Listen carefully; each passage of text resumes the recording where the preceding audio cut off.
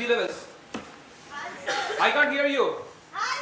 Good. Myself, Dr. Shebsan Mohammed, and today I'll be presenting a very basic topic, and that is optic nerve. So, let's start on with the video. So, initially what happens when a light falls into your eyes? It initially strikes the cornea, it passes via the pupil, it goes through the lens, through the vitreous, strikes the retina, and these impulses are basically carried by the retinal nerve fiber layer into the brain as shown in the video.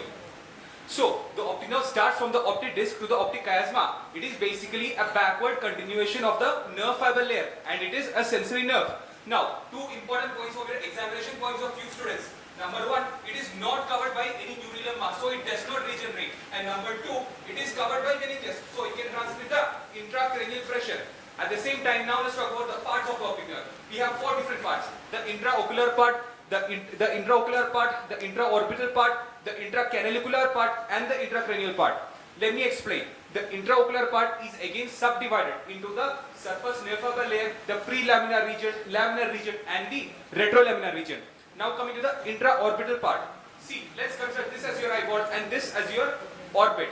Normally, the intraorbital part extends from the back of the eyeball towards the optic foramina. It has a sinus path, so this will help in the movement of the eyeball. And also near the optic foramina, we have the annulus of Zinn, as shown in the diagram over here. So, let's talk about a few clinical applications. Normally, the superior rectus and the middle rectus are in close association with the optic nerve sheath. So, whenever there is retrobulbar neuritis during elevation and adduction, there can be pain on ocular movements. So, that is one of the things that we have to keep in mind.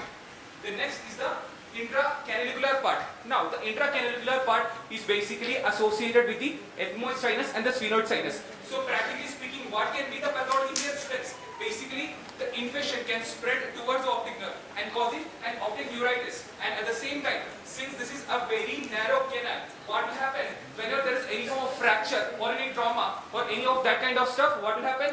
This can cause a traumatic optic neuropathy. I hope you are understanding. Tell me, respond. Yes?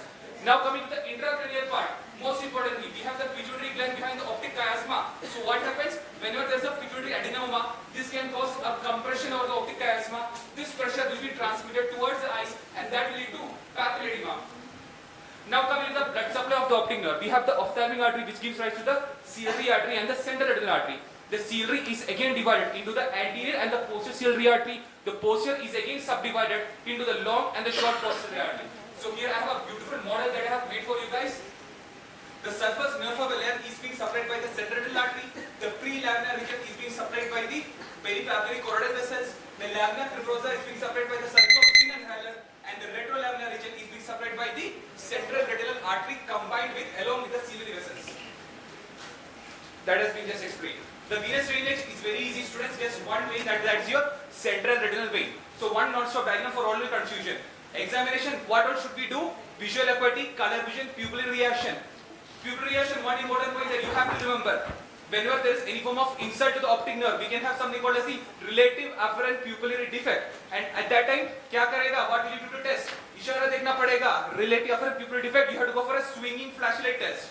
Then we have all the other examinations for the optic nerve that we have to do that I have already explained over here.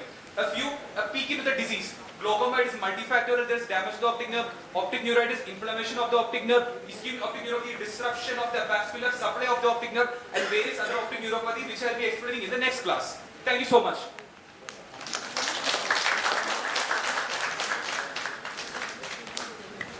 I think nobody clapped other than optic now. Nobody was, I think, good effort. Can you come on to this side? I mean, the next person, Akash, is getting ready there. Yes, sir. What is this myelinated nerve fibers and what does it do to the eye and to the vision?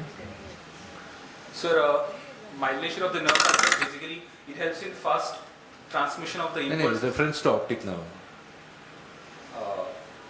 In the retina fundus, you have myelinated nerve fibers. Yes, so sir. what is that and what does it do to the vision?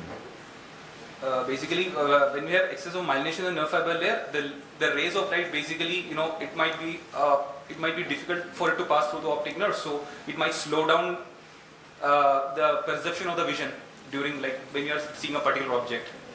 And for more information, I refer, sir. I don't know. I actually don't know. Okay. Thank you.